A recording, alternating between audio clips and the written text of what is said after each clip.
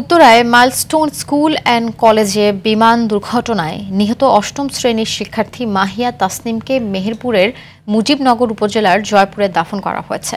শরীরের বেশিরভাগ দগ্ধ হয়ে রাজধানীর জাতীয় বার্ন অ্যান্ড প্লাস্টিক সার্জারি ইনস্টিটিউটে লাইফ সাপোর্টে ছিলেন তিনি।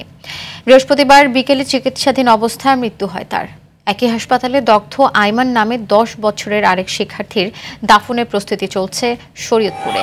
বিমান বিধ্বস্তের ঘটনায় স্কুল থেকে ছেলেকে আনতে গিয়ে নিখোঁজ হওয়া মা আফসানা প্রিয়ার দাফন সম্পন্ন হয়েছে গাজীপুরের কালিয়াকৈরে।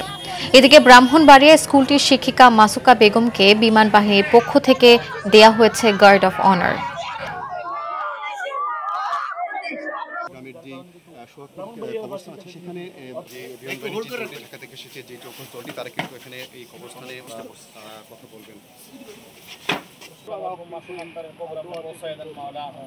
যিনি তার নিজের জীবন বাজি রেখে অনেক শিশুর জীবন রক্ষা করেছেন, আমরা তার বিদেহী আত্মার মাগফিরাত কামনা করছি। এত শিশু মারা গেছে, এই যে এত মায়ের কোল খালি হচ্ছে, যে এইভাবে যেন মারা না যায়। যারা কর্মকর্তা কর্মচারী আছে তারা এরকম ভুল কাজ যেন আর না করে। বিমান প্রশিক্ষণ কেন আবার শিক্ষা দেওয়া হলো? এত ক্ষতিগ্রস্ত, এই ক্ষতিপূরণ কে দেবে বলেন? আমরা চাই যেন এইরকম বাংলাদেশে ঘটনা না ঘটে।